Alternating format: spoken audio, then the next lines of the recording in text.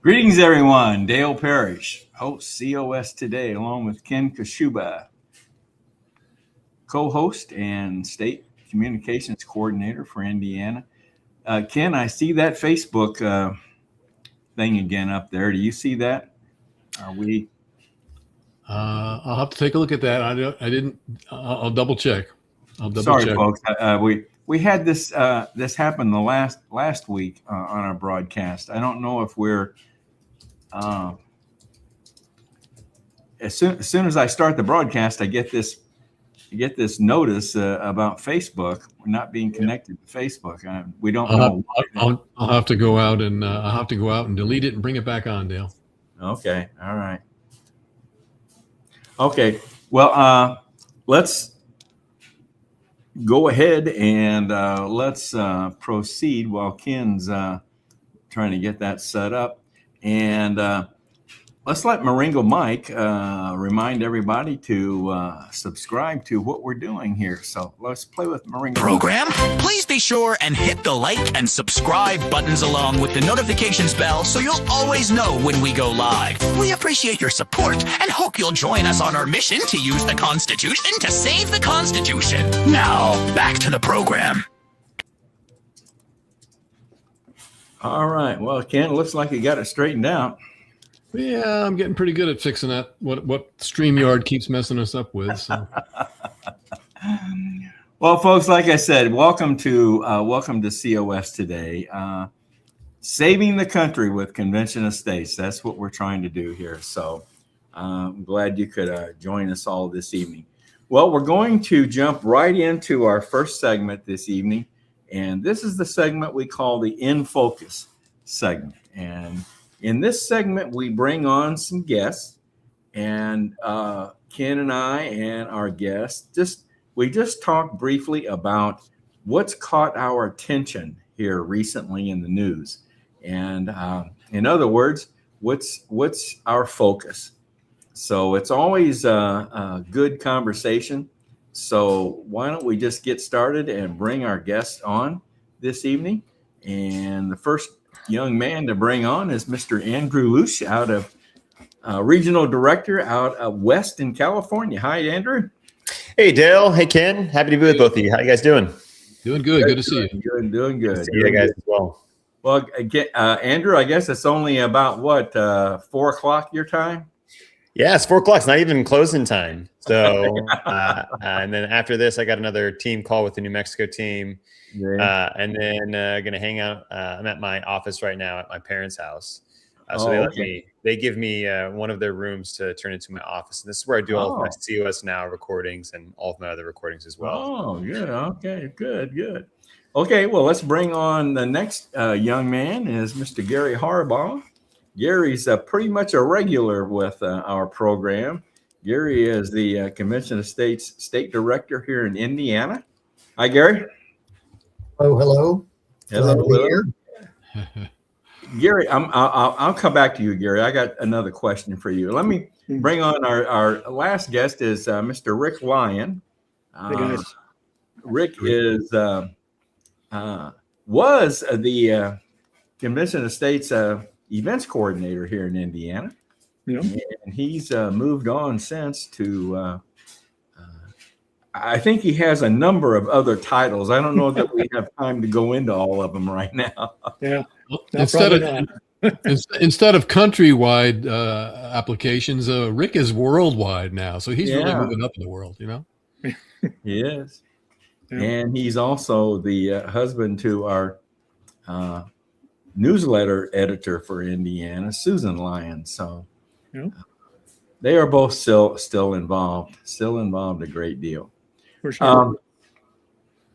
I was going to, what was I going to say? I was going to say something to Gary. Yeah.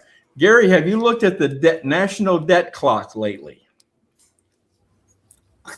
That's too depressing, Dale. I know this is not what we were talking about tonight, but I woke up this morning and I thought, I haven't looked at the debt clock in quite a few weeks. And I looked at that this morning, 39.2 trillion. And Gary, when do you think we'll hit 40 trillion? Do you without looking at it too much, I would guess July, maybe August.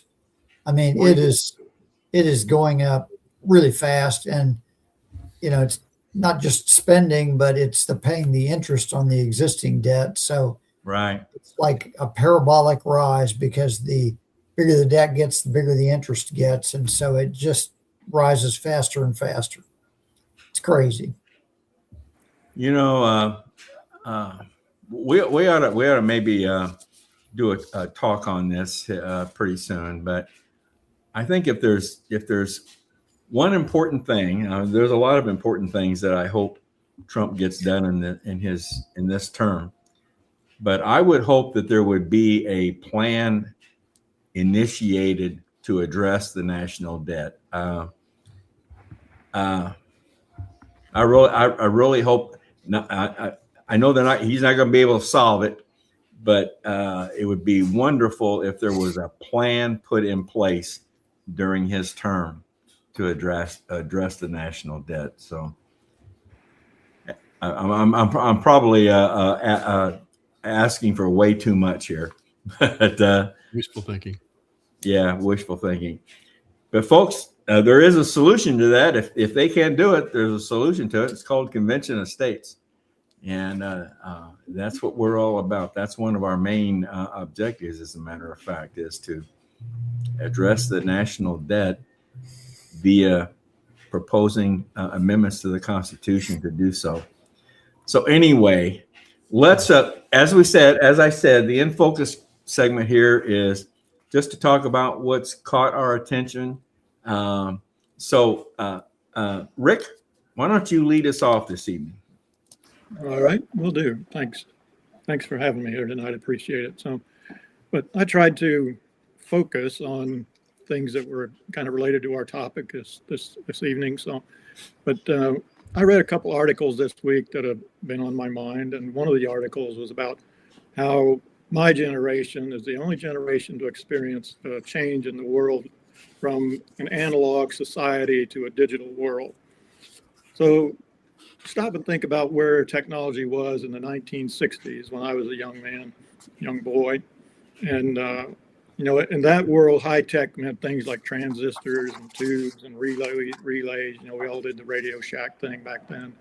Televisions were as big as a refrigerator, that we have now. So, but, and then you kind of compare that to the world today where, we can watch a video or talk to someone on the other side of the world from our wristwatch. The future that we dreamed of as kids, that we thought was actually centuries away, is here today. We read about Dick Tracy and he had his wrist radio, but today we have an Apple Watch, and you can telephone people around the world or watch videos or send text messages and all that stuff from your wristwatch. And then there was the space age of the Jetsons TV show. We thought all that was way in the future. They had video phones and flying cars and robot dogs and a robot maid in that cartoon series. And when I was a kid, movies, they'd add a video phone to represent the future, because we didn't have anything even remotely like a video phone back then. So if a show had a video phone in it, that was like an instant message that said, oh, well, this is way in the future. So, but, right now we're actually talking on a video phone. We use Zoom and things like this to talk instantly to people on the other side of the planet. And I actually do that, 3 or 4 times a week. And, and if you have a couple $100,000, you can actually buy your own real flying car nowadays. It's actually a drone that's capable of carrying people. So, there are even unmanned flying taxis in California and things like that. So then we have, we've seen the search and rescue dogs, the robot dogs that go into hazardous areas and sniff out bombs and things like that, or help rescue people, collapsed buildings. So they have robot dogs now. And Susan and I actually even we have a robot sweeper, we have a robot lawnmower, and Elon Musk and several other companies they're making these humanoid robots for everything from helpers in our homes. I watched a video of a humanoid robot that actually was doing the dishes in a dishwasher. And it would open the dishwasher and take the dishes out, put them in the cabinet, and then get the dirty dishes and put them in the dishwasher. And the funny part was that the robot would actually take its foot and shut the dishwasher door like we do. But those humanoid robots they're going to be helpers in our homes very soon. And Elon Musk is planning on making them the first explorers on Mars in the next few years. We won't send people on the first flights. We'll send these humanoid robots to go and walk around the planet, because they really don't care how cold it is or that there's no air or anything like that, or no food, as long as they got some kind of power source. But when I was in school in the 60s, Star Trek was like science fiction, but many forms of the shows there, the different life forms and the many planets, and now that's a common belief among people. And it's just a fascinating time, because what was once considered impossible is now considered to be impossible to be false. Things like that, like people on other planets and things like that, life out there in the universe. So, but the future of our childhood, my childhood especially, is that's our world of today. And I think sometimes we don't realize how much the world has changed in our lifetime. And yeah. That's for sure. That's pretty much, I guess, what's on my mind there. The comparison of like what the Jetsons were showing on the Rick, I have to today. Yeah, Rick, I have to add a comment. It actually comes from your wife, because we understand at this point that not all robots are perfect. Let me go ahead and post her comment. She says your robot lawnmower decided to go for a swim this morning. Yes, it did, and I appreciate her making that comment. Decided to go for a swim this morning. Have we got time to go into that? Real quick, if you want. We live on a lake, our backyard, we got a dock and a lake and all that stuff. And with all the rain, the lake is way up. So it got up into the yard. Well, I didn't think about the fact that the robot didn't care that there was water in the yard. But fortunately, it headed down for the lake, and I thought, I better go with this thing. And it drove off into the water looking for the perimeter of the yard, which was now 2 or 3 feet underwater. And fortunately, I ran into water and grabbed it before it got totally underwater and got ruined. So, yeah. I guess even the technology is not perfect, huh? So. No, certainly not. That's funny. That's good. That's a good one. All right, Gary, how about you, bud? Well, I think the biggest news in the world in a way right now is the potential, I'll still call it a potential Iran deal, because we don't know the details, but it looks like there is a deal to end the regime in Iran that since the 1979 revolution has been the world's leading state sponsor of terrorism. They've been working for all this period to try to get nuclear weapons with intent on destroying Israel and America, who they call, the little Satan and the great Satan. And this deal potentially, not just reopening the Straits of Hormuz to traffic through that waterway, but also that Iran has committed to giving up their nuclear material and not committing to not attempt to develop a weapon. And so if this works out as expected, it is, I think, one of the most significant foreign policy accomplishments really in the last probably 100 years of the world history, because it potentially takes out this massive sponsor of terrorism. Yeah.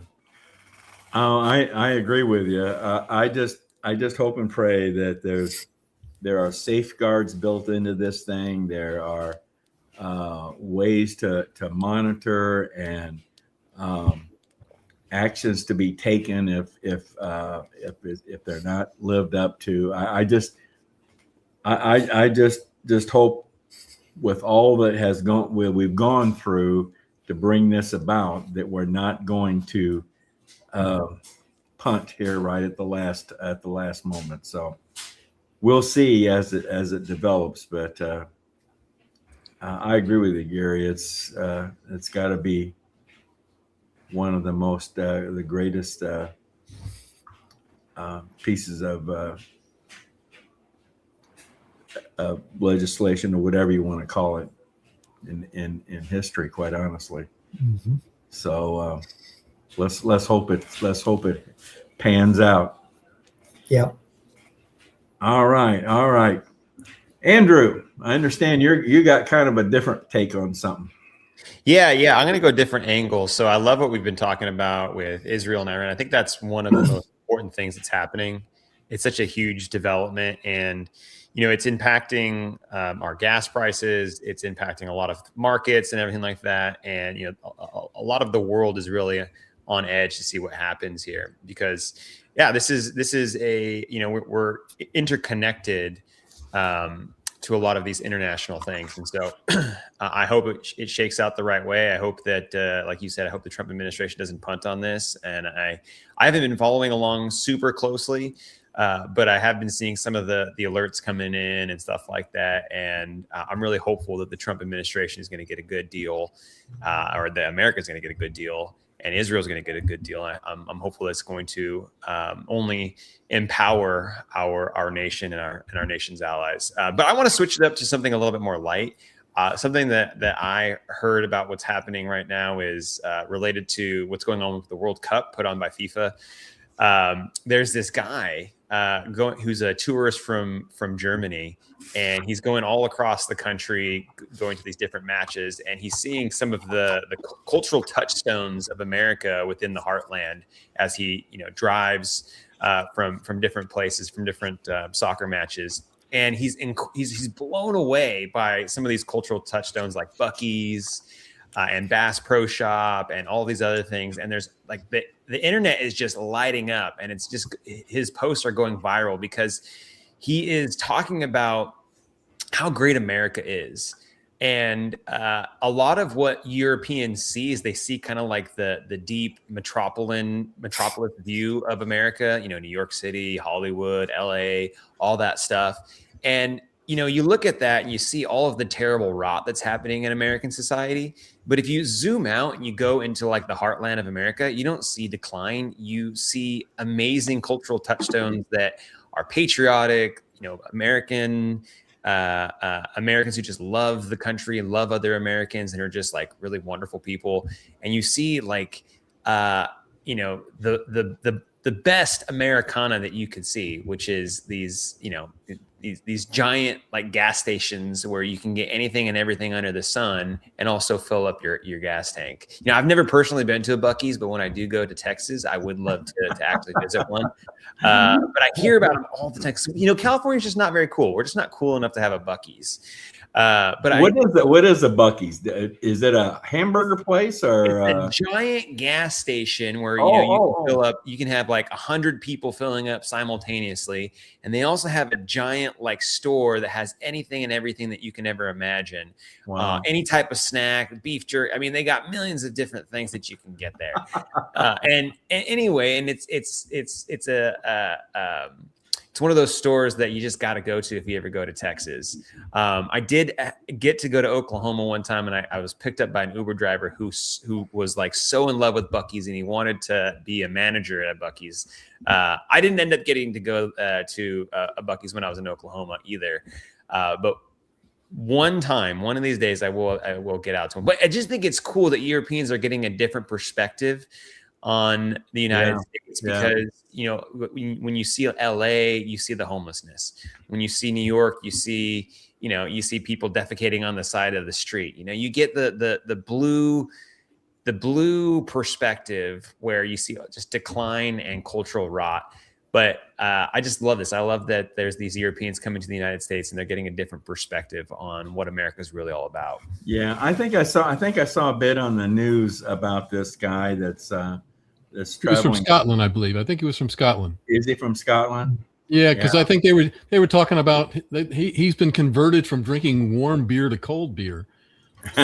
Right. Here in the United States, and he was just enamored with all that you can get here, and the size of things. So yeah. I think I've heard that, there are multiple Europeans that are doing this, that are, as they travel around the country, they're, posting on Facebook or whatever. And it really, America is like not what they thought it was, because they've been seeing, LA, the homeless, in New York, and now they see what a great place this really is.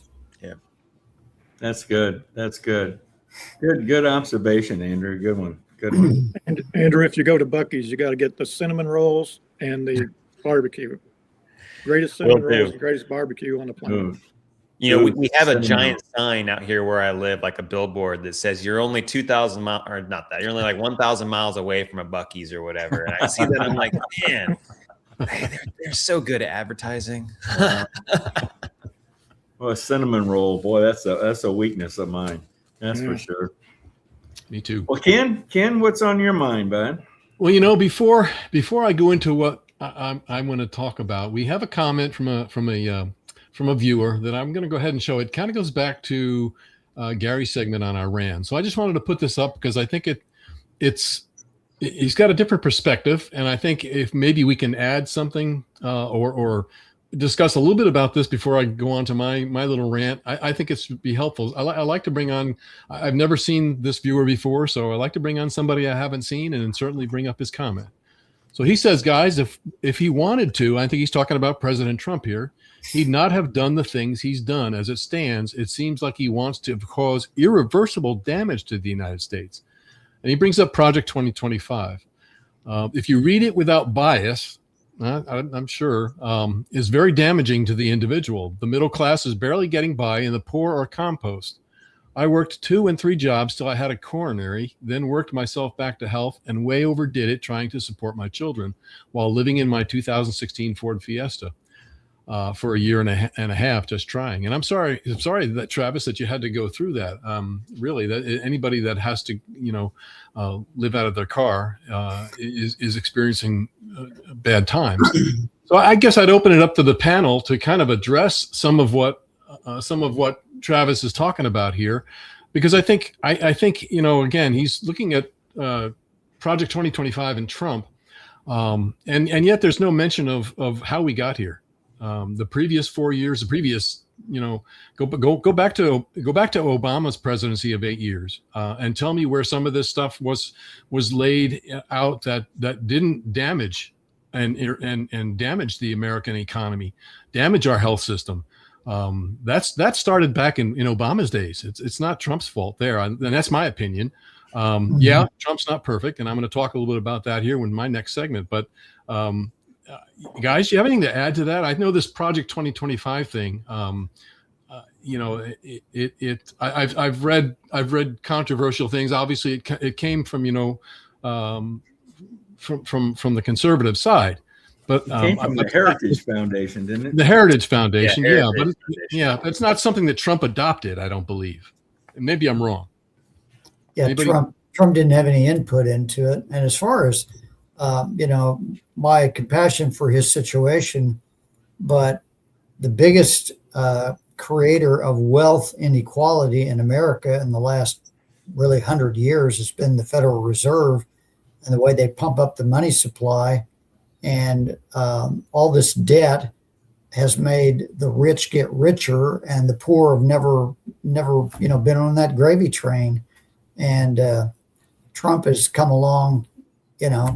Guy's been president for what this time less than a year and a half, and 4 years before that he spent fighting impeachment and the Russia hoax the whole time. And I don't think we can blame him for the conditions, some of the bad conditions. And there are definitely some, I think, really serious bad conditions in terms of particularly the wealth inequality. And maybe sometime we'll be talking about that. But that's not Trump's fault, and that's not so much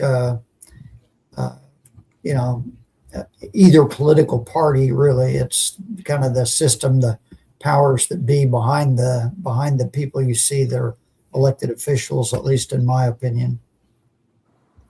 Thanks, Gary. Yeah, I think, Travis, you're welcome to continue to post and come back and visit with us, or stay on with us, please. I think we try and address a lot of these problems. And if you're aware of the Convention of States and our whole mission It really is to try and get a hold of a federal government that's out of control. And has caused a lot of these problems. So, hang around there, buddy. And, certainly hang around and continue to comment back and forth. We love your comments. Yeah. With that being said, Dale, were you going to say something? No. Okay. No, go ahead. I'll go ahead and jump into what I was going to talk about. And it kind of falls into play a little bit there with what Travis was talking about. I'm looking at the difference between our lawyer presidents. And let's face it, a lot of lawyers become presidents. Ronald Reagan wasn't one, but I think of a lot of presidents throughout time and history have been lawyers. And of course, lawyers almost completely fill our congressional House makeup, and a lot of senators come out of the lawyer groups. And I want to compare a lawyer president thinking and what they've produced versus a builder president, which happens to be Donald Trump, and that's somebody who has built things. Now you could argue all you want, he went bankrupt a number of times, and you know what, the guy keeps coming back. So I mean, and he's built all kinds of things. So he's a builder. He's not a lawyer, and when he sees problems, he looks for the solution. If you look at Iran in particular, the previous presidential attempts at controlling Iran or getting Iran under control were things like dumping a bunch of cash on them and unfreezing the assets that they had that was trying to keep them under control, and really never did much to do anything with Iran other than try and play nice with them. And that, let's face it, they're not somebody who plays nice. They're liars. They're and they're people that really their whole objective is to rule the world, actually, and terrorize. So the example I want to give is something that I think a lot of people haven't heard, or maybe they've heard or not think about it. But I have to look at something Trump did here with Iran recently that shows me as a builder how he attempts to provide solutions for things. Now, we all experienced the high gas prices. Things spiked up, and they're back down right now. And then one of the reasons they're back down is because this guy decided, well, okay, we've knocked out all the radar. We've knocked out all the radar of Iran. They have no way of telling what's going on. And under the cover of darkness, Trump was having these huge tankers full of oil actually unload their oil onto other tankers and move them on out of the Straits of Hormuz. So basically, he was transferring all this oil in the cover of darkness right under the noses of Iran, and that's what's brought prices down here recently. Now, I know just here in Indianapolis, I gassed up the other day $2.94. Now, I know for a while it hit $4.50. For about a week or a week and a half, and now it's back down under $3, at least here. And I was up in the Chicago area this past week, and it was still $4 up in that area. So I mean, obviously, taxes and states and wherever you are, it's going to vary. But the fact that this guy was smart enough to do things undercover at night, when nobody could see it being done, and solve that problem of high gas prices and really do it right underneath the Iranians' nose, tells me something about a builder and not a lawyer. Now, a lawyer, he probably would have sat back and said, no, we can't do that. That's against this, or it's against that, or we're going to get in trouble if we do this, or you just can't do that. That might have been the lawyer's perspective, and therefore we might have sent him another platform full of cash or something to try and get him taken care of. So I see the way he reacts and the way he does things as somebody that I've never seen a president like this in my lifetime. So I mean, you can go back to some of the good things that presidents have done, some of the bad things that presidents have done, and I'm not saying he's perfect. He's doing things. He's made some mistakes here and there, I think, but for the most part. To address Travis's perspective a little bit, I have to disagree and say that really he's not looking at tearing down.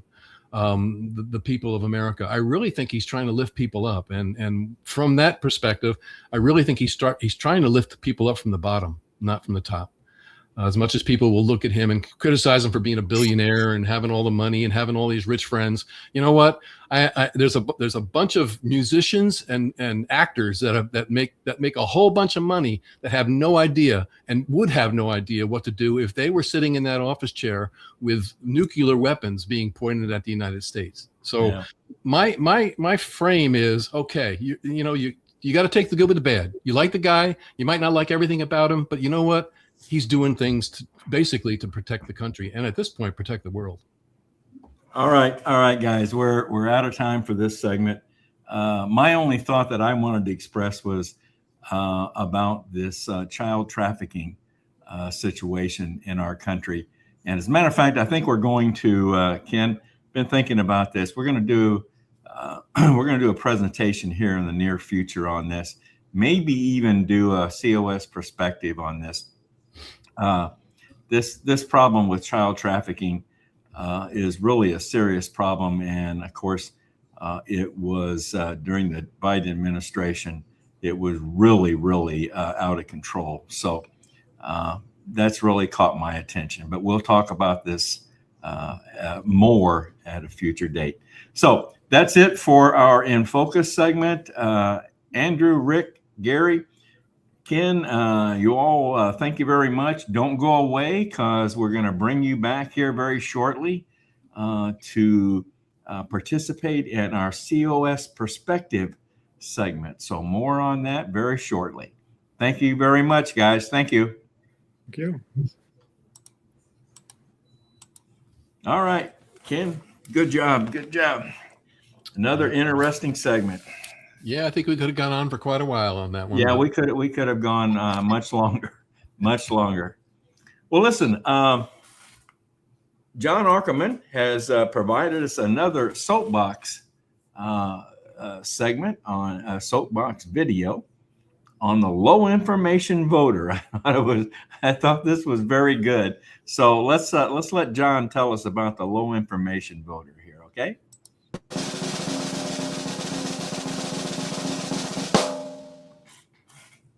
John Ackerman for Convention of States. Thomas Lounsbury was professor of English language and literature at Yale.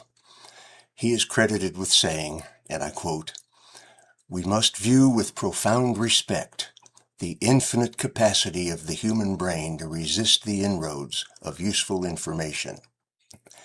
Hear that again. We must view with profound respect the infinite capacity of the human brain to resist the inroads of useful information. Sadly, I saw this in the flesh during the recent Indiana primary election. I served as a poll worker and encountered what Rush Limbaugh famously called low information voters. Mind you, the purpose of the primary is for the political parties to choose their nominees for the general election in November. The Democrats choose their nominees, and the Republicans choose theirs. Therefore, when a voter signs in, they declare a party, and they receive either a Democrat ballot or a Republican ballot. And it's been that way since, the late 1800s. After the voter checked in, I was one of the poll workers who took them to the machine and showed them how it worked. My final comment to a voter was, "If you have any questions or problems, just ask. I'm here to help." And more than once, a voter called out to me and asked, "How do I vote a straight ticket?"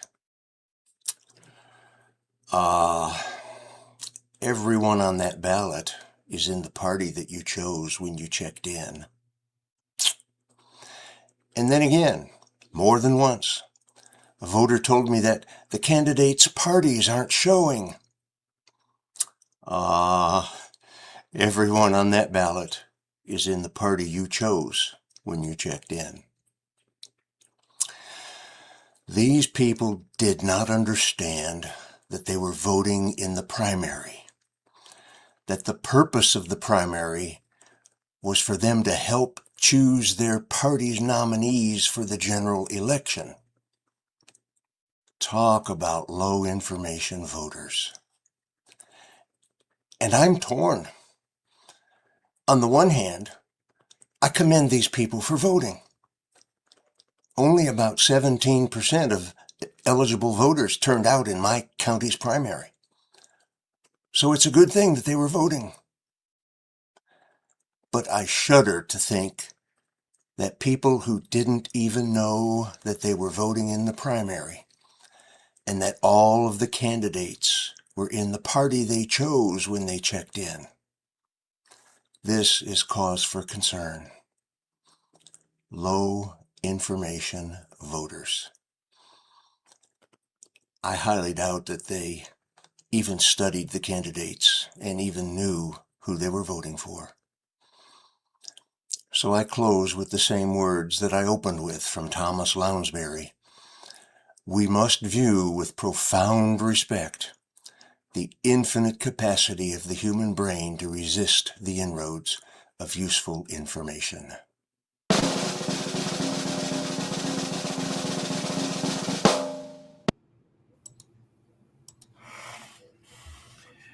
John, that was very interesting. Very interesting. It's straight out of his own experience, which is kind of refreshing to have somebody who's actually working the polls, telling people, telling us at this point what he sees on a basis when he works the polls. Yeah. Very good. Very good. Very good. Well, Ken, Flag Day was very recent. Actually, was it just yesterday? Yesterday. Okay. I was thinking it was yesterday. Yeah. Yeah. The 14th. Yeah. And, this apartment that my wife and I just moved to, we don't have a flag pole holder available to us. So I got to figure out how to display our flag in the future. So I wasn't able to display our flag yesterday. You're gonna have to find something. Maybe you can right next to your window or something like that. Yeah, so there ought to be some portable piece that I can use to do that. Sure enough. Anyway, but I understand our team that, as a matter of fact, Rick and Susan Lyon. Rick is one of our guests this evening. They do Lyon's lyrics for us, and then you chip in quite a bit on that too, with some video. Am I right? I add a little visual. Yeah, usually visual.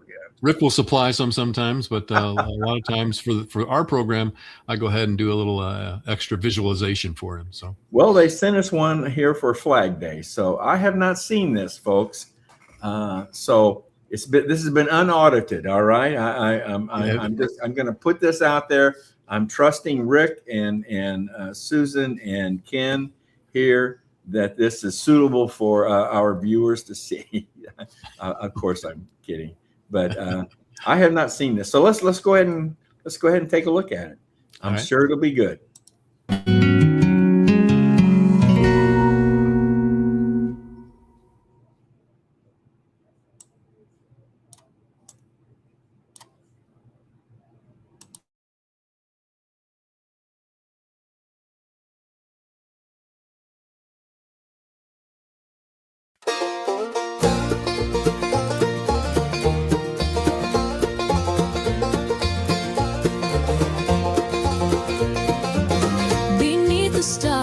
And stripes, the wave so high, a promise born, a dream that will not die. Through battles fought and voices raised in song, we stand as one where all belong.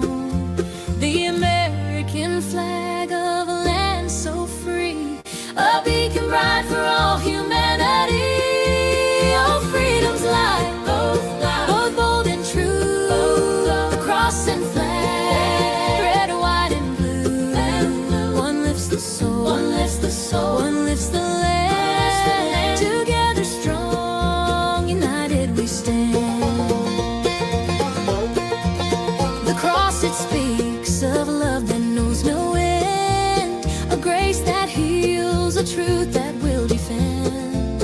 It calls the heart to rise above the pain to find new life, to live again. And like the flag, it stands for sacrifice, for love that paid the ultimate price. Oh, freedom's light, both bold and true. The cross and flag, red, white, and blue. One lifts the soul, one lifts the soul, one lifts the land. Together strong, united we stand.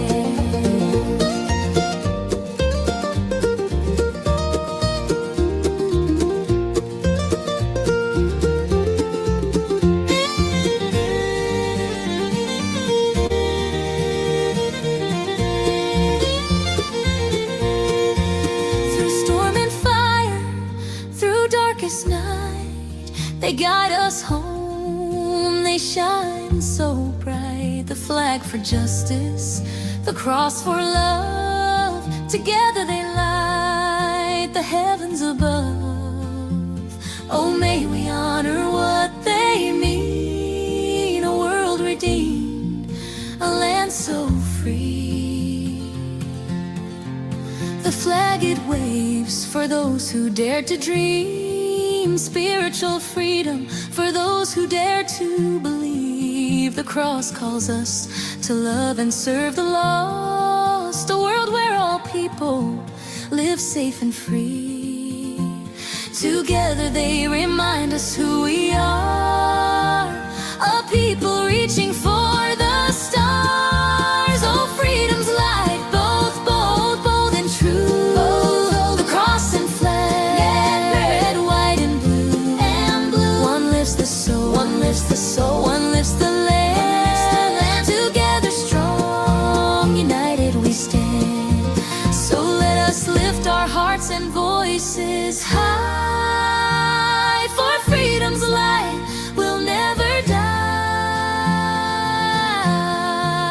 The cross and flag, forever they'll proclaim a higher love, a brighter flame. Oh, freedom's light, forever true. The cross and flag, red, white, and blue.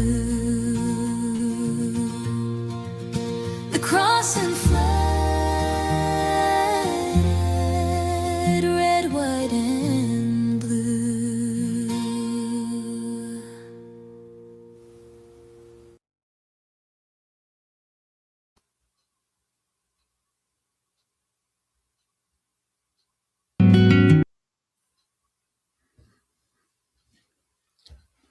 You're muted, Dale. Yeah. Another excellent job. Another excellent job. I tell you, going to have to congratulate Rick when we bring him back on here shortly. But Rick and Susan, yeah. Rick and Susan are, am I right, provide the lyrics to this. Yeah. This is Lyon's lyrics. And then you provide the visual, and I assume he's using AI for the Creating the song. Yeah. Yeah. Unbelievable. That was very, very good. Very good. Very good. Now you're collecting these, right? We're gonna put these together some way or another. Yeah, we're gonna have to do something on YouTube so that people can go in and view these as they wish. So we'll have to create that on YouTube. Yep. All right, great. Well, Ken, let's move on to our next segment, and this is the segment we called the COS perspective. So tonight we're going to explore a fascinating question, and basically the question is: artificial intelligence, AI, is it larger than the Industrial Revolution? You know, basically, could our AI become more significant than the Industrial Revolution? I mean, the Industrial Revolution was a major happening in our world, the development of our country, quite honestly. Before the Industrial Revolution, most people worked on farms. Information moved at the speed of a horse. Manufacturing was largely done by hand. Travel between cities took days or weeks. Unbelievable. Of course, then came steam power, factories, railroads, electricity, mass production, and eventually the modern economy. And, you know, I've mentioned this before, that my parents grew up on farms in Kentucky. They were they were past the actual Industrial Revolution, but electricity was something they didn't have early on. Certainly no phone, no ability to communicate. So the Industrial Revolution was unbelievably big. It didn't not only create new machines, it changed civilization. It changed jobs, it changed education, it changed families, changed government, it changed the balance of power throughout the world. Many experts now believe AI may create an equally profound transformation, but in years rather than generations. And I underscore that, in years rather than generations. So tonight we'll examine the possibility through the COS perspective framework, which is a 4-lens framework. The first lens is what is happening. The second lens being, why is it happening? The third lens being, what does it mean? And the fourth lens, what should be done? So let's bring our guests back on, and we'll get busy addressing these different lenses. So let me bring Andrew back on. Glad to have you back, Andrew. Glad to be back. Okay. And Mr. Gary Harbaugh. Gary, good deal. Nice to see you again. And Mr. Rick Lyon of Lyon's Lyrics. Now there's a title that we could have given to him. Yeah. Rick, that was fantastic. That was fantastic. Good. I'm glad you liked it. And thanks, Ken, for the wonderful video you put with it, too. That was great. Yeah, he does. He does a fantastic job.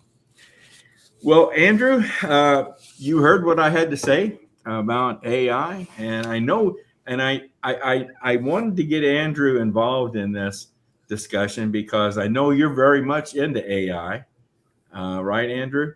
Yep. And as a matter of fact, you've been doing some workshops through Convention of States, and AI was one of the topics that you addressed in the workshops.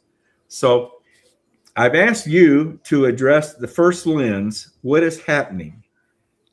So what AI developments are occurring today, in your opinion, that the average citizen should understand?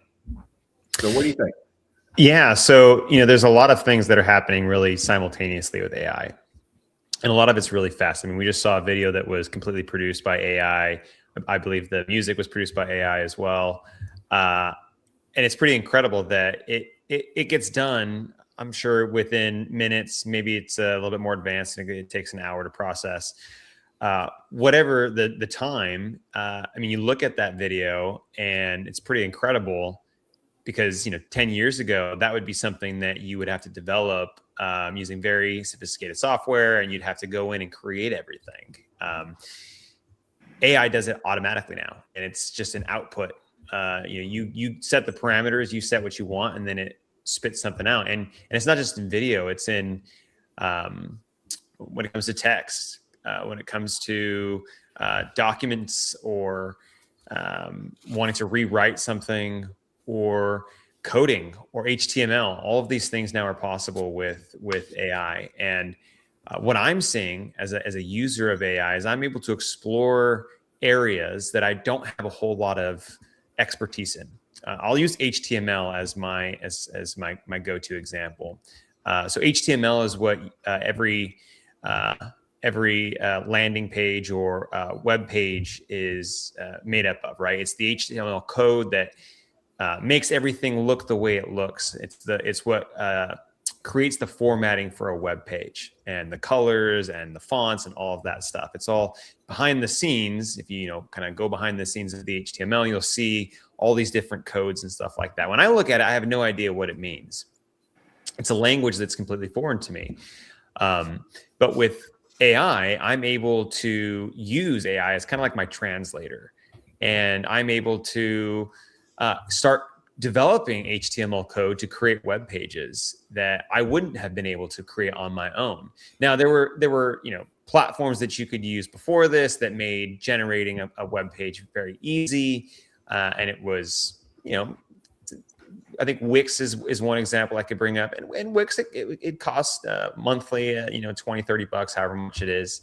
But you could not have experience in HTML and then create a very beautiful page. But with AI, you're able to now create, and it's not just limited to HTML coding. You can do this on a grand scale, a whole bunch of different things. But you're able to take limited knowledge in a field and then apply AI to create an output that you would not be able to do on your own because you haven't spent years and years in that field. Andrew, is this something you do as a profession, as a job, creating web pages? No, it's not something I do as a job. It's actually something I've been doing for my state teams. Creating web pages for them. And it's something that before AI, I would not have been able to really do much. It's not something that I have a whole lot of training in, not something I really learned a whole lot about. When I went to school for history. So I didn't learn much about coding and HTML when I did that. But because of AI, I've been able to close that gap significantly, where I actually do know a little bit now about it. And I mean, I couldn't start creating a web page on my own absent AI, but at least with this tool, I can start doing that. So, the original prompt was, what's happening? Well, it's happening so fast, it's hard to even keep up, right? Right now, what everyone is talking about is agentic AI. And agentic AI is this idea that you can have AI that does multiple tasks for you. Not just kind of you put in a prompt, you have a desired output, and then the AI kind of thinks for a few minutes or a few seconds and then gives you an output, whether that's revising a draft of something or giving you an analysis of something or summarizing something, whatever. With agentic AI, you can have AI do tasks for you, not just one task, several tasks. So you can, for example, you can have, like I set up an agentic AI, very, very unsophisticated one, where it reviews my email, it looks for specific keywords, and then it drafts an email response. It then looks at my calendar and is able to look at what meeting dates I have available and offer some times that a person could meet with me. And it does it all on its own. I don't have to prompt it. I don't have to do anything. And I built a script that basically looks at my email inbox, finds emails related to meetings, like having an appointment, and then finds the right time for this person to meet with me, and then sends them a link to book with me. I mean, it's crazy that I was able to build this. Like, you would normally have to have, amazing. It's amazing, right? So that's agentic AI, where you're able to do multiple tasks. And Claude AI, for example, has this new feature called co-work. I haven't got around to using it yet because I'm using the free version of Claude, and you get X amount of tokens, and co-work, I think, takes up a lot of tokens. So I haven't used it yet. But the concept is that you can give the AI a job, and then it will kind of sit on it for like 15 minutes, 20 minutes, however long it takes. And it will give you a much better output than what you normally get when it's like all of a sudden you hit enter, and then 3 seconds later you get a summary of something. So what we're going to be seeing in 2026 from what I've, the limited research I've done, is that we're going to be seeing an era of agentic AI where it's going to be task-oriented AI, or it's going to solve pretty big issues and big problems. Not just, users putting in, I want you to rewrite this, or I want you to generate a video, I want you to do that. Companies will be able to plug agentic AI into increasing their profit margins, being able to do greater outputs, being able to come up with more efficient ways of developing and producing stuff. So that's where I think that we're going to be going. And then, Yeah, I think it's going to be bigger than the Industrial Revolution. If you were to ask me, is this going to be bigger? Yeah, because like you said, it's already revolutionizing how we do things every day. I mean, I looked up real quick. There's already 122 million people who use AI daily. Now, that number is small compared to the number of people on the earth. But if you look at the speed at which the Industrial Revolution went, it took generations for it to fundamentally. I looked up the Industrial Revolution because I had forgotten my history on this, but we're talking about a 150-year span for the Industrial Revolution. And I think it was basically mid 1700s up through 1800s. I know something like that. 150-year span. Yep. And I think we'd have to agree AI is just going in leaps and bounds, weekly, monthly. I mean, I literally, I think it'll be a matter of years, not generations. Right. And that brings up general AI, which is the idea of replicating human intelligence. Because right now, the AI that we're using, they're called limited language models. And it's pulling from the internet to get all of its information, right? It's just able to analyze it very quickly. So we're not at the point where we have general AI, but there are people out there, like the top CEOs in the AI world, are saying that we're going to have general AI in the next couple of years. Some say 5 to 10. Some are saying 2 years. Several are saying it's going to happen during Trump's administration. And that is going to be the next level is general AI, this idea that computers can be on par with humans with reasoning and being able to problem solve. Now that term, that concept I have not heard about. General AI. Mm-hmm. Is that one that's is that surprising you the most here? Is that the one that's really got your attention here? Me specifically? Yeah. Yeah. Yeah, it's because I think the term kind of originates because we've been saying AI, artificial intelligence, and while yes, in a way it is kind of artificial intelligence, it's really not. It's the AI models, they do things like hallucinations, right, where they give you either misinformation, information that never happened, right? It's not perfect. It's never going to be perfect, but it's not actually like, here, I'll give you an example.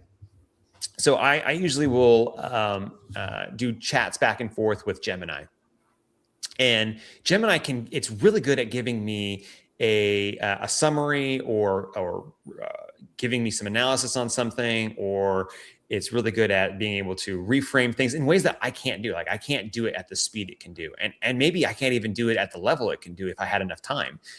But here's something that it can't do, which is crazy to me. I asked it something, I gave it like a task, and then I asked it for a similar task a few moments later. And some of the information that I'd given it on the first task, it couldn't remember for the next task. So its ability to reason and be like, oh, he wanted this as well. It wasn't able to do that. Where if you and I were dialoguing back and forth, I could say, I want you to do this task. I want you to do it this way. And then later on, when I ask you to do the same task, you're going to do it the same way I'd asked. But the AI is not really able to do that, at least with Gemini. Others are better, like Claude is better at that. But some of the other AIs, they're not able to have this extensive memory from all of the chats that you've had with it, or all of even within one single chat.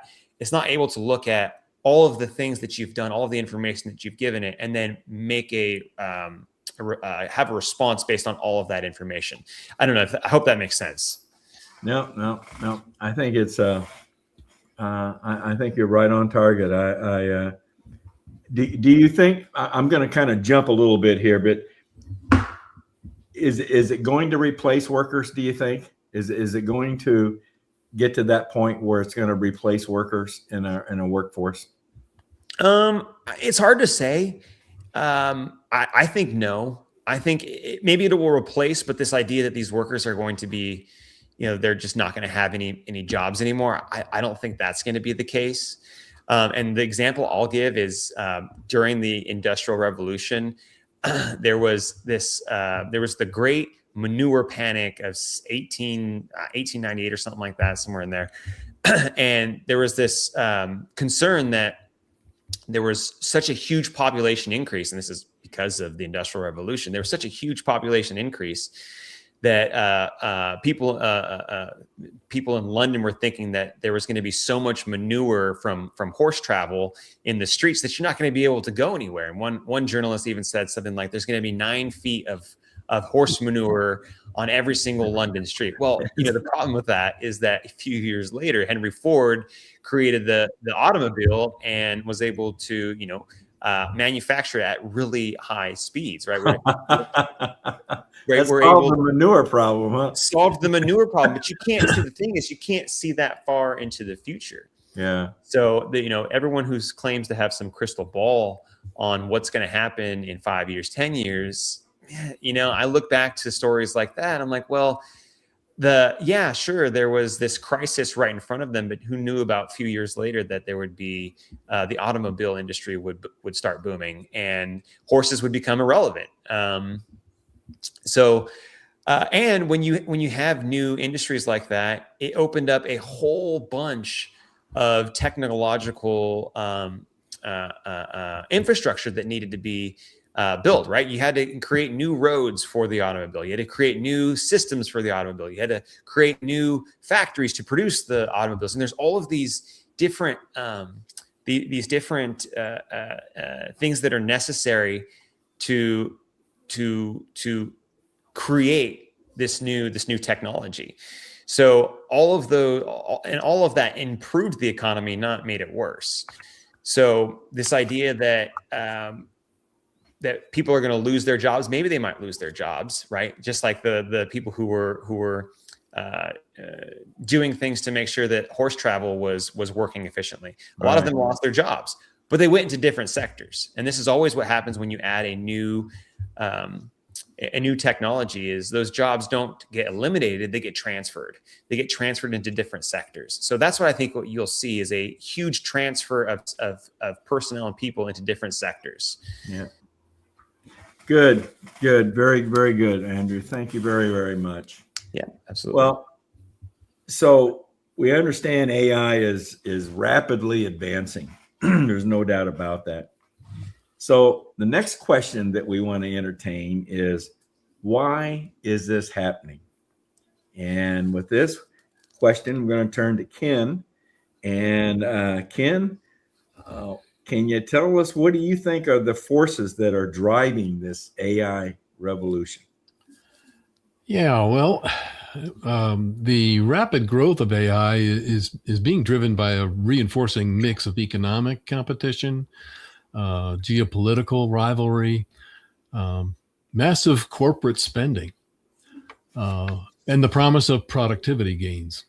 So it's also being accelerated by the need for strategic advantage in national security, and by infrastructure investments in data. So chips and computing power, main forces, economic competition. Firms and countries see AI as a way to win market share. They also see it as a way to lower costs and create new products, which pushes rapid adoption and investment. So global technological competition, the states are competing for talent, for data, compute, and infrastructure, making AI a core arena of technologically leadership. So national security concerns is another area. AI is increasingly treated as strategic infrastructure because it can affect intelligence, defense, cyber, and military capability. Corporate investment, that's another area where private capital is pouring into AI models, data centers, and specialized hardware. One recent source notes that U.S. AI investment totaled $114 billion, overwhelmingly from private investment. So human productivity demands that organizations want AI to help workers do more with less. So, Ken, you mentioned national security there. Yeah. Matter of fact, we've got one of our other contributors working on a presentation for us on the future of warfare. Yeah. Utilizing AI. I mean, Warfare in the future could be completely different. Totally different.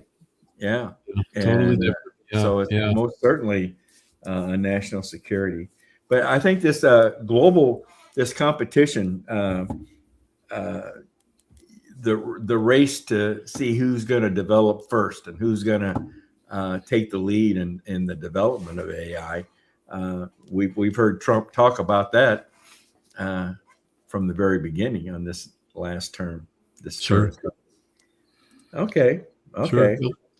Human productivity demands. I mean, those are things that obviously Andrew was talking a little bit about. Organizations want AI to help workers do more with less. So it automates repetitive tasks and improves output. All that makes AI attractive, even when it doesn't immediately replace labor. So why is it accelerating now? I see three technical shifts that have made AI scale faster: better compute, larger data sets, and stronger model architectures. So businesses are also deploying AI more widely because it can boost sales, innovation, and worker efficiency, not just cut jobs. The bigger picture, I think AI growth is not driven by one force alone. It's a feedback loop. So competition raises investment improves capability, and capability increases adoption. And the adoption creates more demand for compute, talent, and data. And I think that's what we're looking at. I think some of the things that we need to maybe address in future perspectives or future shows. I know there's a very huge data center being built in Lebanon, here in Lebanon, Indiana. I passed that just the other day as I was headed out, and my word, it's just a huge chunk of land with lights all over the place, so they can work 24 hours. And I mean, some of the gripes I think that we hear from people are, and from what I don't fully understand, is the fact that these data centers use a huge amount of water. And that's a concern of some people. So that's something I think that we maybe have to look into a little deeper. The water usage. What is the function? What does a data center do? Do you understand that?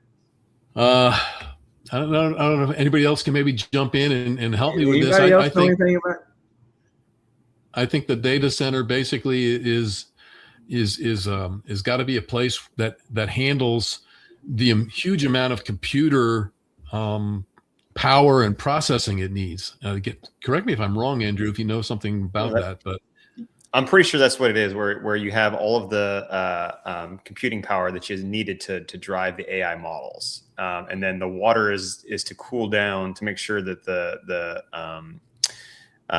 all of that stays cool enough to operate. Yeah. The way I understand it is, it's just like the giant computer. That's what it is. It's a giant computer. And that everybody's accessing that, all the data's stored, transferred there, and all that kind of stuff. So that processing generates a lot of heat. So therefore, they probably need a lot of cooling water to keep it cool. And then it creates a lot of demand for electricity as well. Yeah, that's what I understand. Electricity, yeah. But Elon Musk, what he's trying to do, and he's going to put these data centers in space where they're solar powered. So he's going to build these things in space and have free energy from the sun to power those things. So you're going to see things like that move off planet.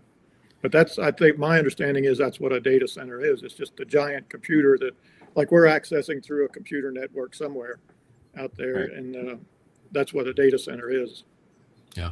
And that was my point when I was bringing up there, that when you introduce some type of new technology, there's going to be a bunch of different technologies that are needed to support that, right? And so there's going to be a whole range of new fields that are going to open up in infrastructure, in a whole bunch of different fields that are going to be needed to support this technology. So I don't think that jobs are just going to vanish. You're just going to have these jobs and these specialties transfer into different places. It's the way that our economies work, they're very malleable. They go back to Adam Smith and the invisible hand of the economy. It's going to move wherever it needs to move to make sure that this new technology gets expanded and creates greater efficiencies for Americans and for companies and for the government. So the whole data center and all the things that are needed to create these data centers, it's just more proof that when you introduce a new technology, you're going to have a bunch of different other sectors that kind of support it along the way. Who owns the data centers? I would imagine the various AI companies that are using their models. Well, that's what I would imagine too. I think the one being built here in our area is Google, I believe. So, well, it's whoever's buying the farmland to put them on. That's for sure. So these data centers could become a strategic resource, huh? Maybe it's something. I assume, are these data centers being built over the world, across the world, and in other countries as well? Do you know? Does anyone know? Yeah, absolutely. I mean, that's why there's an AI, the version of the space race from the 60s. That's what we're in right now with AI. China's doing the same thing. They're trying to be world dominant. So they're building data centers over there. So yeah, it's a worldwide phenomenon for sure. It's the next space race. I think that's another thing I think Elon Musk wants to do is put a data center on the moon. Probably. Yeah. Very interesting. Very interesting. A lot of questions. Not a lot of answers right now, but certainly a lot of questions. Okay. Well, I guess that kind of leads us to the next lens that we want to talk about in terms of long-term consequences to all this that's going on. So let's get into the next lens of what does this mean? What does this all mean? And for answers to this, we turn to our lawyer friend. Isn't that something? We're turning to an attorney for an answer to this. Yeah. Well, the famous answer of the attorney is, what do you want the answer to be? All right, Gary, tell us what does this all mean? What does this mean? Well, AI is expected to really fundamentally reshape society, work, governance, social interaction in incredible ways that I don't think we really can fully comprehend how much the effect will be. I want to focus a little bit on the labor side of it, because that's the most direct impact on most people who have to work for a living. And it's like, well, you hear about AI as replacing jobs, and indeed it is. It's creating other jobs. But one of the things that is potentially being projected, that about 50% of the workforce will need to be retrained and gain new skills. And one of the places I researched talked about it's going to be a change from a lot of like rote memorization, routine cognitive tasks. I think of proofreading or something like that as a routine cognitive task. You read, you think, you analyze. Does this need to be fixed? AI will take over those kinds of work. But what it said, the emphasis they expect to be on the 5 C's are creativity. So we had the Lyons lyrics, and even though AI played a big part in producing what we saw and heard, it required creativity to create that. It's a great example. There's still the need for creativity, and there will be even more need for creativity and the opportunity to use AI in creative ways. Now, can that be replaced? Can AI be a creative tool? AI is great at regurgitating things, but as far as doing the kind of creative thinking that only humans can really do, I believe, I don't think AI can do that. AI can do things that appear to be creative, but it's really regurgitating based upon the large language model where it's, read all the books and all the research papers and all of everything, and it regurgitates things, but it's not really doing creative things in the same way that a person can do.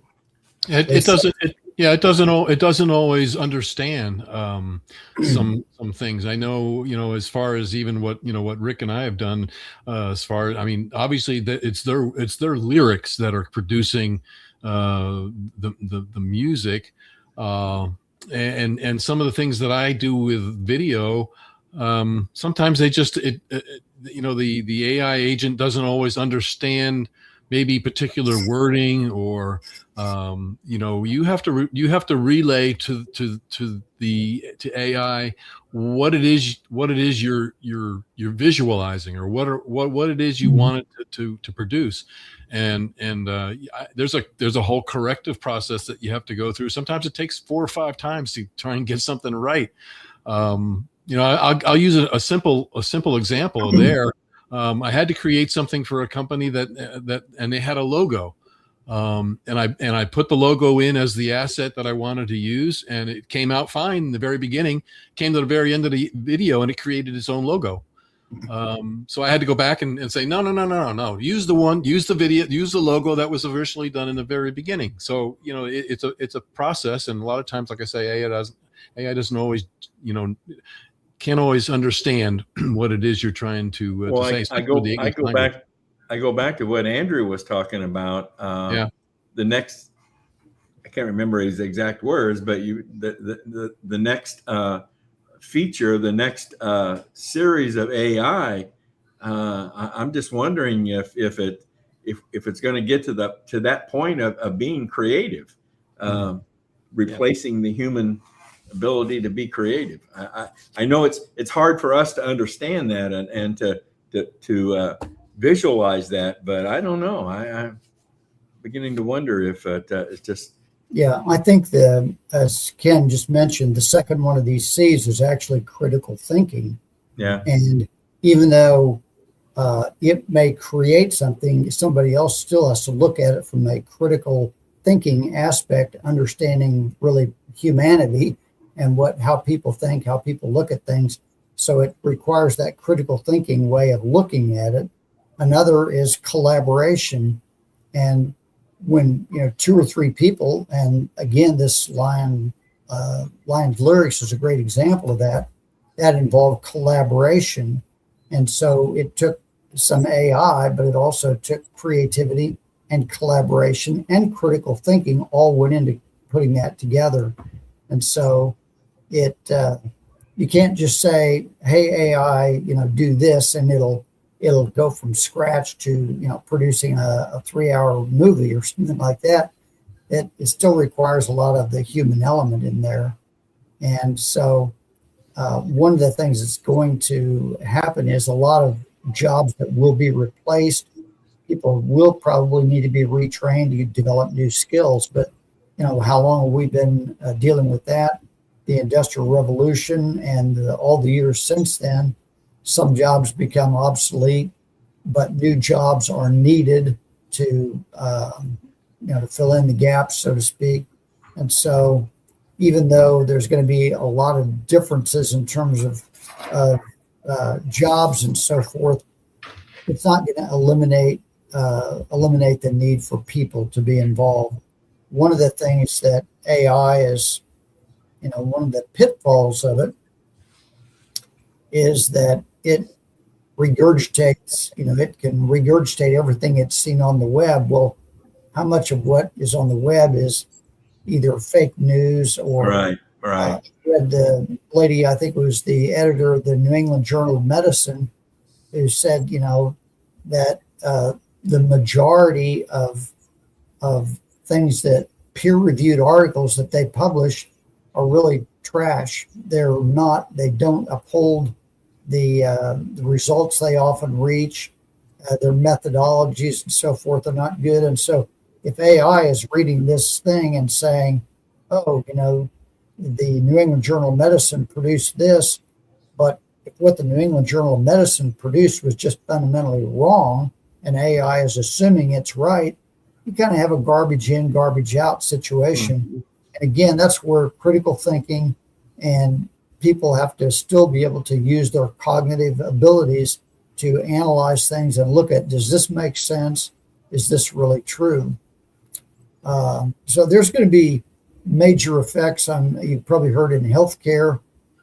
It can look at a person's symptoms. They tell me that doctors today, when you're talking to your doctor, he's asking questions, he's putting all your answers in, and AI is coming up with all the potential diagnosis. That's being done right now. They talk about using it in drug development. Not sure exactly how that'll work, but a lot of things like that are going on that are going to have really significant effects on all people. It's going to affect social interaction. It's going to affect the way people learn, the way people study, the way people learn to collaborate together. So it's going to have dramatic effects. I think it's going to be probably 20 to 30 years that this is going to be developing. I mean, it's starting out really fast and a lot of changes are happening, but I think a lot of these changes are going to have to go through a maturing process that may take 10, 20 years. I don't know. The Industrial Revolution took, what you said, 150 years. If this takes 30 years, that's 5 times faster than the Industrial Revolution. And it's really fast, and yet it's not going to all just happen overnight, because the whole population of the world has to learn kind of to adapt to that. Government has to learn to adapt to it. All of the occupation. So you think America is going to look quite a bit different in 20 years from now? Oh, yeah. Yeah. Yeah, I think you're right. Yeah, and Dale, one thing I'll add real quick on the creativity part.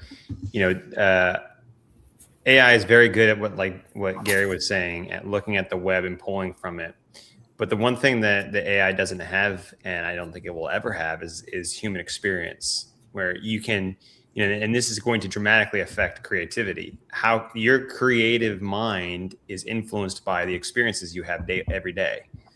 So AI can't have that unless there's maybe some way to do it in the future, but I don't see how that's possible. So you can learn all of, it's like riding a bike, for example. You can read how to ride a bike, but you can't really learn to ride a bike until you ride a bike. So very similar with creativity. You can read everything you want about drawing, about being an artist, but you have to actually, experience it to become very good at it.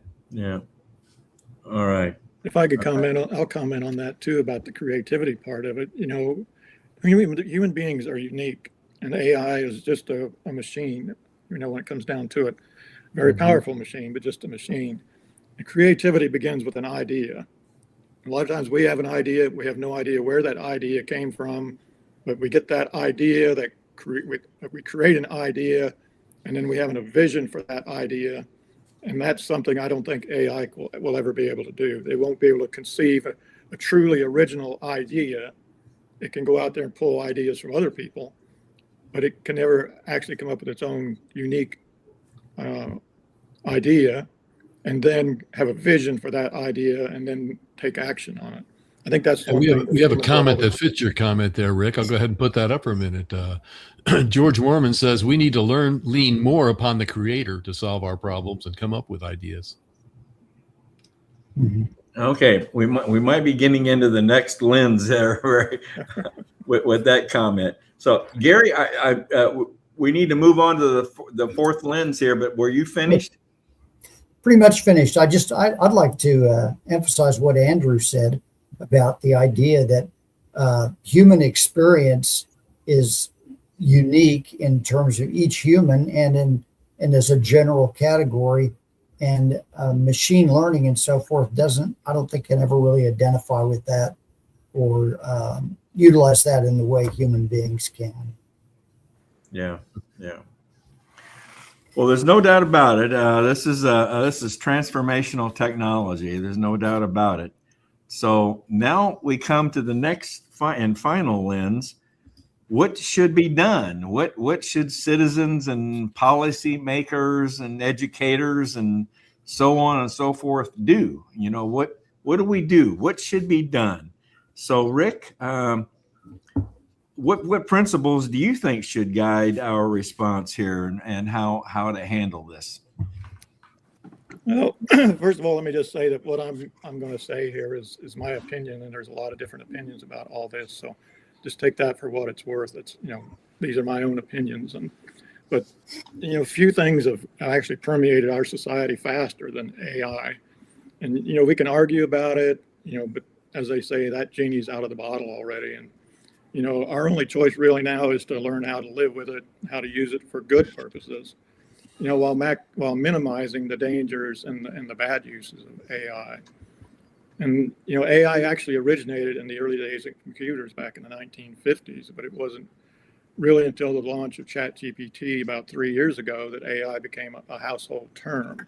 And before that, AI was science fiction. I kind of talked about that in the focus part. AI was something from the Terminator movie, something to be feared as the ultimate enemy of mankind. And the only good AI that I ever remember seeing in TV shows was the old Knight Rider series, where the AI-equipped Pontiac Firebird helped David Hasselhoff to go around fighting crime. But that's a good one. Yeah, showing my years there, I guess. But but now there's very few people that have a computer that don't use AI on a daily basis, really. And it's suddenly become an indispensable tool for many things that I do. And, it's an essential part of every business and company nowadays. If a company's not into AI, they're going to be left behind pretty quickly. So I think you're right, Dale, to compare AI, what's going on with AI to the Industrial Revolution. I think that's a great comparison of, things that changed the world forever. And but you gave me 5 different points to address about the guiding principles of AI in society. And, if we have time, I'd like to add one of my own at the end. But like many things, there's 2 sides to every argument. And so most of my responses are not going to be, we should do this or we should do that. It's going to be like more of a, there's this and then there's that. So forgive me for that.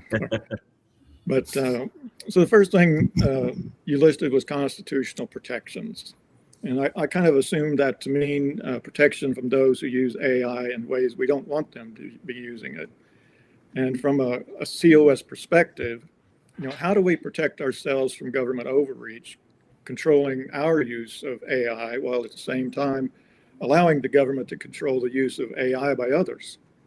Our government's primary constitutional responsibility is to protect the citizens of America from all threats, foreign and domestic. And, we normally associate that with things like war and terrorism, but I suggest that this also includes, all manner of crime and unfair competition and discrimination and those sorts of things. And, even China, like right now, China, along with a lot of other entities, are, they're most likely using AI to track everything we do. And I think only our federal government has the power and the ability to protect us from that. So, I think that's another role for the government concerning the use of AI. So, but with AI, as with all forms of commerce and technology and morality, even the government needs to protect us from those who would use these for evil, for criminal purposes, to cheat or to steal someone's intellectual property, to invade our privacy, to damage our reputations, or otherwise cause a person or a company harm or loss. So, but I don't think we really need a lot of new laws for this. I think we have plenty of laws against, stealing and things like that. So I don't think we need any new laws to specifically say that it's against the law to use AI to steal from someone. But we do need the government to act and enforce the laws that we do have. So I think that's kind of the constitutional role. That's kind of an issue right now, is having the government administer the laws that we have right now. I think that's that's not just an AI issue for sure. Right. Go ahead. So that's okay. So the second point that you listed was personal responsibility. And I like to come back to, I think it was Benjamin Franklin said that we have a republic if we can keep it. But what did he really mean by that? A free nation must be a moral people, and immoral people require laws and police to enforce moral behavior. in order to protect moral people and our freedoms. Good people will use AI to do good things, and criminals and immoral people will use AI to do bad things.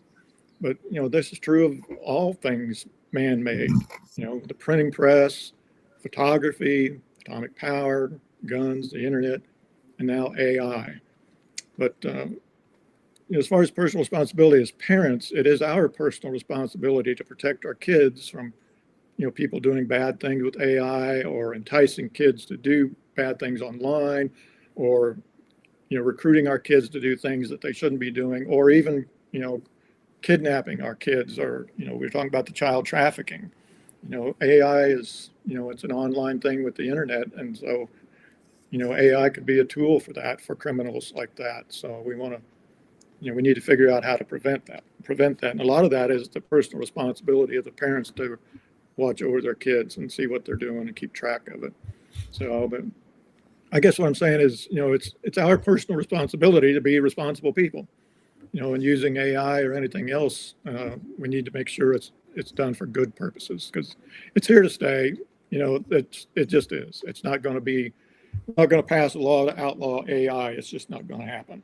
Right. And even if they did pass a law to outlaw it, somebody would still be doing it. So, but it's our personal responsibility to report people that are using AI to do bad things. And, I was in a leadership training once that said, what you ignore, you tolerate, and what you tolerate, you encourage. Of course, they were meaning that toward the business world, but that applies to everything, I think. So, yeah. If we shouldn't complain about the bad things or the evil in the world if we're not willing to speak up against it and do something about it. So with things like AI or the internet or anything else, if we ignore it, we encourage it. So we're the watchdogs of the internet and the AI, and that's our personal responsibility. So I think that's, from my perspective, that's what personal responsibility concerning the topic we're on here tonight. So, and then that kind of brings me to the third point that you had, was about the state versus federal authority. As a Convention of States member, I'm strongly in support of states' rights for sure. But, there are some areas where power should rest with the federal government. And I think AI is one of those areas because, as I said earlier, it's so pervasive in our entire culture and society. I don't think having different laws in different states for something that can be accessed by, everyone everywhere is a good idea. For example, if Indiana had one set of laws about AI and California had another set of laws for AI, then Indiana would need to block access to the California AI that violates Indiana laws or policies and things like that.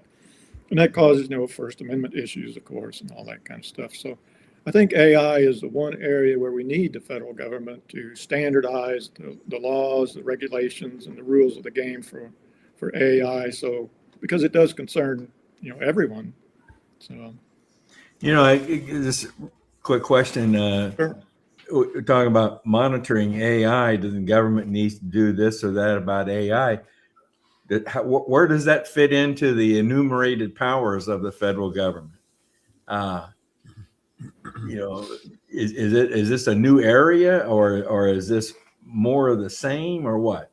In my opinion, I think it's more of the same, because like I said earlier, we have plenty of laws about, stealing or whatever. We have plenty of laws on the books already. We just need to enforce those kind of things. And, I think the government has a role to play in that for sure. But does the Constitution give them specific role in controlling AI? I don't think so. But I think it's there because the government is supposed to protect us from criminal activity. So okay, I think that's where it would fit in. All right.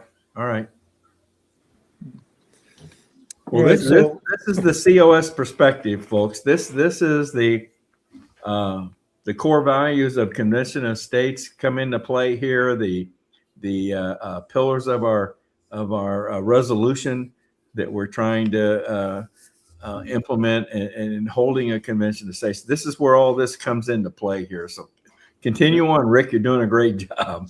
Thanks. All right. Well, I'm going to take the last point you had. I'm going to take it next and probably leave, I think, two of my most important points for after that. one of the others that you gave, and one that I'd like to just touch on briefly at the end. But the next point I'll talk about is the use of AI in government. And one of the biggest problems I have with government is government leaders think that to solve a problem, we need a new law.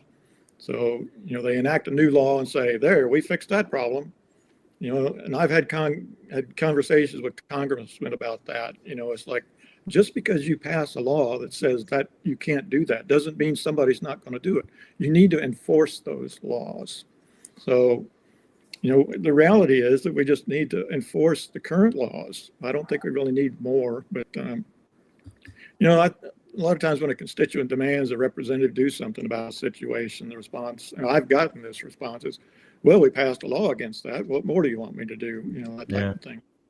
So, but we're getting to, there's two sides of the coin. There's both good and bad. And I think here the bad could be, and probably already is, that the government can use AI to spy on its own citizens, down to virtually every word you say or write or every penny you spend. So, but AI has the power to track everything about everyone. And it could conceivably be used to predict criminal behavior, such as, there was the movie with Tom Cruise called Minority Report. AI could predict when someone is planning a crime. It could detect when someone is buying materials to make a bomb, for example, or it could watch the person's social media and predict a school shooting before it happens. So I saw a video just the last few days of Elon Musk recently. He said, one of his goals is to take the fiction out of science fiction. And we're seeing that happen every day, especially with AI for sure. Yeah. So, but the question becomes, do we want to give up our freedoms and privacy in order to make it safer? But like it or not, that's the kind of thing that's coming, and we're already seeing that just with the internet age. But it's going to be exponentially even more with AI and that sort of thing. But I think another point I'll make about AI that that gets to the idea of term limits, from the COS perspective here. But without term limits, an incumbent can use the Constitution to, like say, we'd like to say, use the Constitution, save the Constitution. But a lot of times incumbents use the Constitution to save their own power. And they can use campaign laws to defeat, less well-financed, but perhaps a person who's a better leader. But, with AI, they can use this to plant fake stories. And as we've seen, in politics, it's immune from slander and libel, whether it's real or fake. And so, I think that gate needs to be closed there, because that just, with AI, that just leaves the whole world open, especially when it's like, well, somebody said something about so-and-so, but they're running for an office. So that's all fair love and politics type thing, but the other side of that is that AI can also reveal the truth about a candidate. AI can collect all the available data about a candidate or an incumbent's voting records and make better informed voters that we were talking about earlier. A friend of ours who we work with that does a lot of AI stuff, he wrote a program that went out there and gathered all this information about all the different candidates.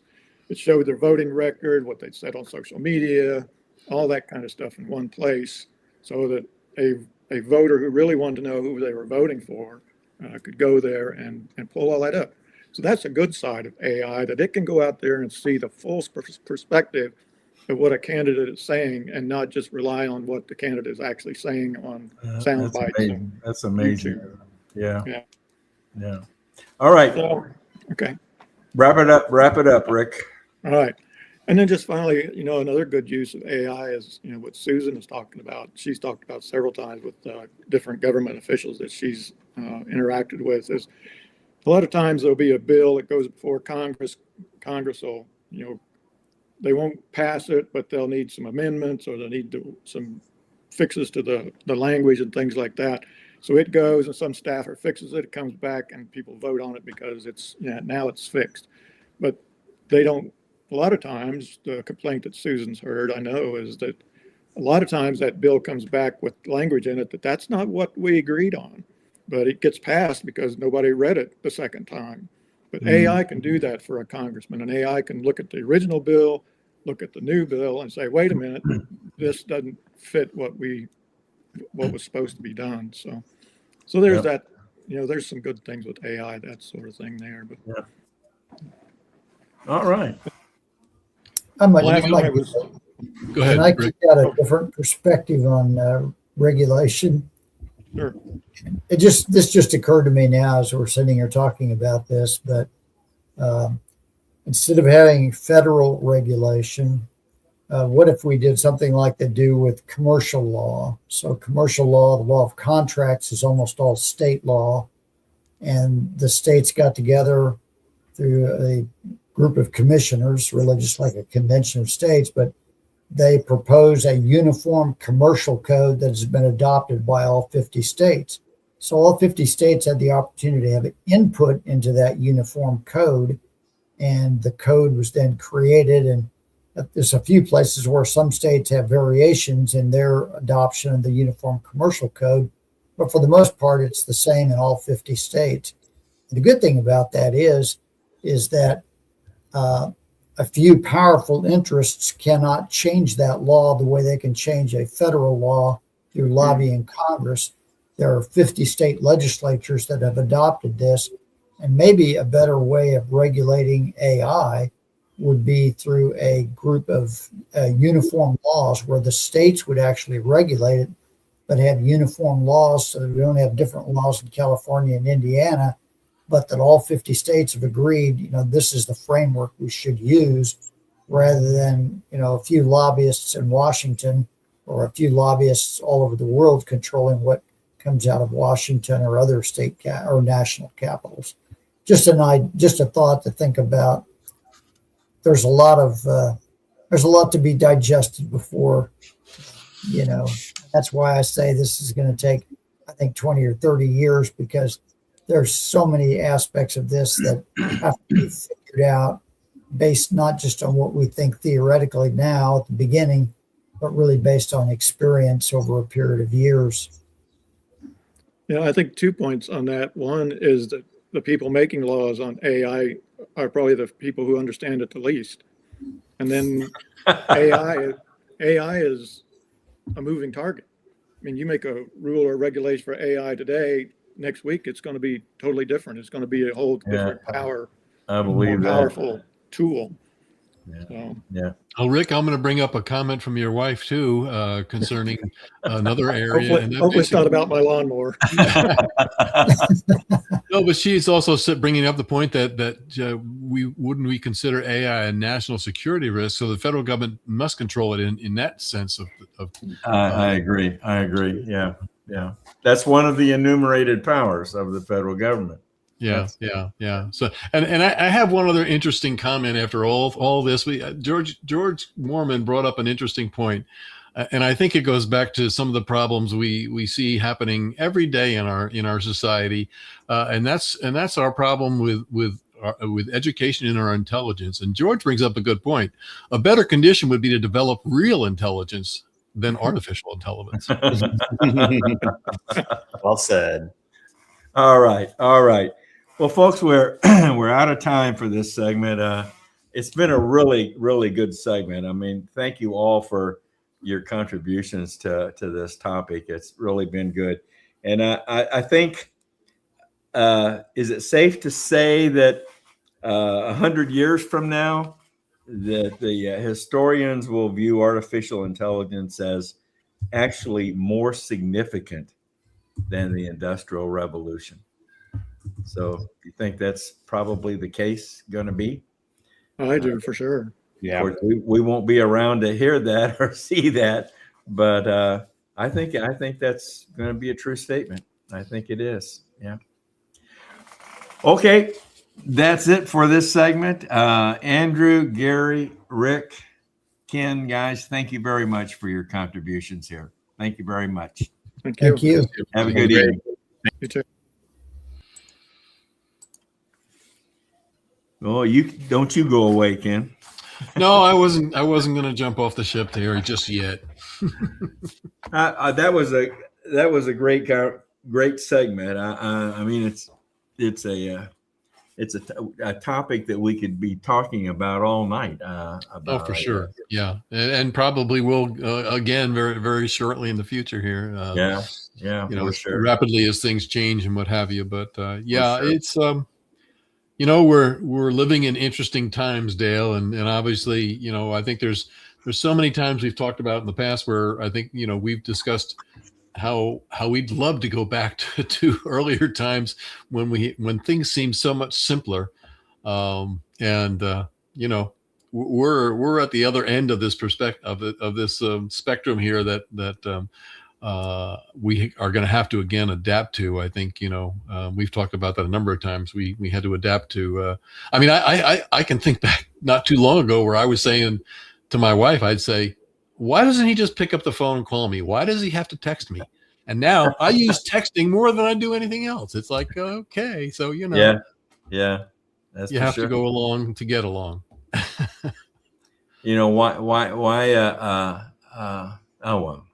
There's so many examples.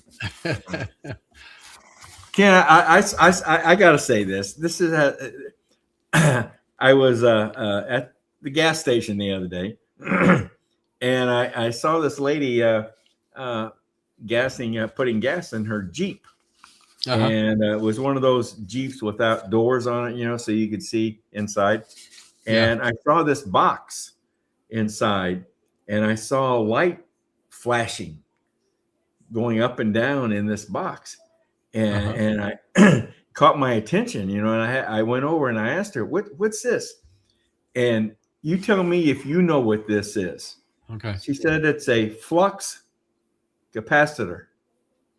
Flux, like Flux? Yeah, a flux capacitor. Capacitor. You know what that is? I'd have to ask AI.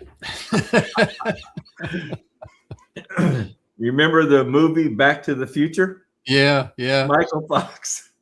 So she was trying to go to this is a box that was trying to get her to go backwards or forwards in the future. In the movie, that was the purpose. That was the function of the flux capacitor. Obviously, it's not a real thing, but it would take you into the future. And so this was just for conversation and to distract people on the highway causing accidents, I guess. Dumb me, I didn't think I should have took a picture of it. Yeah, but she had that attached to her dashboard on the passenger side, and the light was flashing and going up and down. So anyway, I don't know what that's. She wasn't just entertaining the kids in the back seat. She was actually flux capacitor. I had to go Google that, and I have to go back and watch the movie again now. I remember the movie, and it made sense to me, but I had to go look it up. Anyway, that has nothing to do with anything here, but I just thought. No, I slept since then too, but that's okay. Okay, well, we've got a Dave's Daily Dose again here, and let's take a listen to that real quick, and then we will wrap things up for this evening. Sounds all right. Good. Mm-hmm.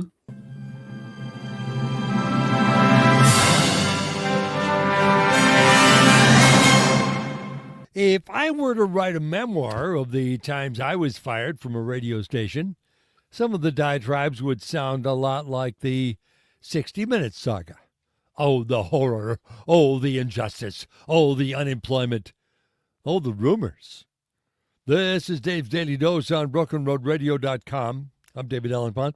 Within the last month, the new and improved CBS management team has seemed to have wailed away on the 60 Minutes team. Management says it's about money. The newly fired says it's about Trump. More specifically, that there are deals to be made and money to be made. And because the deals have to be approved by or not approved by the FCC or Congress or somebody else, the newly fired, as well as the recently retired 60 Minutes stars, boldly lay the blame at the feet of Trump. PBS TV pulled out all the stops and did an on-screen interview with retired Steve Kroft, who may be doing the interview from a golf course clubhouse. If that's Steve's own house, he retired well. All these people retired well or were fired well. all got nice bonuses and salary bumps to go along with their previously rumored astronomical salaries. I read that Pelly was scraping by on $5 million a year, and I don't know if that's accurate, but that still goes a long ways. Better than minimum wage, I would say. To his credit, the PBS announcer asked Croft if it would be reasonable to assume that a new owner would want to look around to see if there was some ways to save a nickel or two and make some cuts. Croft said that might be reasonable if it had been done anywhere else but 60 Minutes, not the sainted end-all be-all of journalistic excellence. Croft did mention the two answers furnished by Kamala Harris to one of Bill Whitaker's single questions on CBS during the presidential campaign, and Croft saw nothing wrong with two answers to the same question. The rumors and snide remarks will no doubt go on for a while over there at BlackRock, if that's still where CBS hangs out. Stevie Colbert is gone as well as Scotty Pelly and Cecilia Vega and Sharon Alfonsi and producer Tanya Stewart. 60 Minutes still has Bill Whitaker, Leslie Stahl, and John Wertheim, so they can still pay out millions for those three. Another story reported that Leslie just contacted CAA in an effort to hire an agent or another agent. Maybe she wants to write a book. My experience is after the momentary panic at being cut off at the knees and a new job is discovered, nobody will care about the outrageous damage done to the journalistic excellence that used to be 60 Minutes. Maybe someday they'll call it 30 Minutes and get a digital stopwatch. I'm David Allen Punt.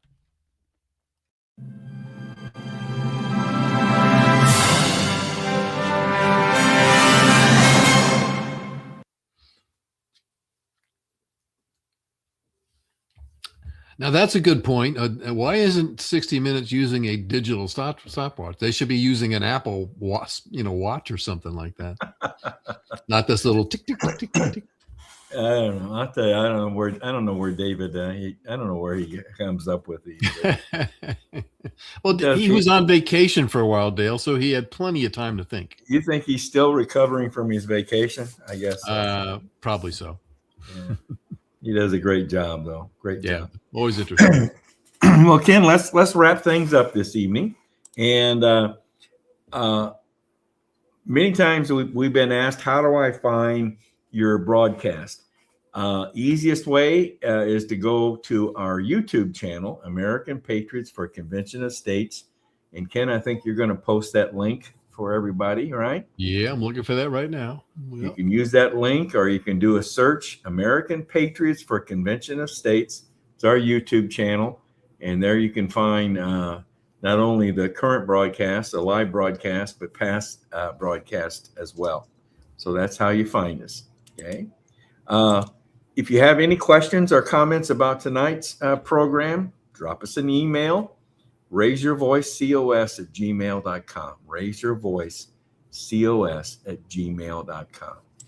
Well, Ken, we'll let Maringo Mike close us out here. Any other comments? We had some good viewer comments tonight. Any others that we need to? We did. I know. I know we talked about the national security. We talked about George Mormon's great response. I think there was a few things that go back a little ways. Susan was quite active again tonight. I think David Nally had a few interesting things. This goes back, into our earlier segment, in talking about Trump. This was one of them. It's a little longer, but I'll go ahead and post it here. It's he said Trump's economic development plan is a long distance run, not a sprint, which was a good point. Of course, tariffs will cause economic confusion and even job losses. Prices will go up, but when people start buying American products rather than cheap foreign products, American businesses will invest, expand, and start new business. If we want our workers to make a higher wage, we must move manufacturing back to America. And I think that kind of goes back and addresses some of our friend Travis's, concerns. He also mentioned that he said also the fraud being rooted out would never have happened under any prior administration. And that's a good point. It was all, everything was always just brushed under the table, and we would have never known about it. Yeah. So, yeah. Let's hope. I'm really hoping, when I think back, if I'm correct, if I'm correct on this, that it was the last 2 years of the Reagan administration, or the last half of the Reagan administration, that so much of the good things happened. So I'm hoping that in the the last couple of years of Trump's administration here, that many of these things will start producing good things for everyone. So let's hope. Let's hope. Yeah, I think it's all we can do. All right, Ken. With that said, we'll let Marengo Mike close us out here this evening, and if I can find him here, and we'll call it an evening. Okay. So, all righty. Sounds good. All right. Thanks, Ken. Have a good one. You too. Marengo Mike here with a reminder of the importance of this year as we continue to grow the grassroots army of volunteers and the mission of using the Constitution to fix the ills of our government. Use the QR code if you haven't signed the petition.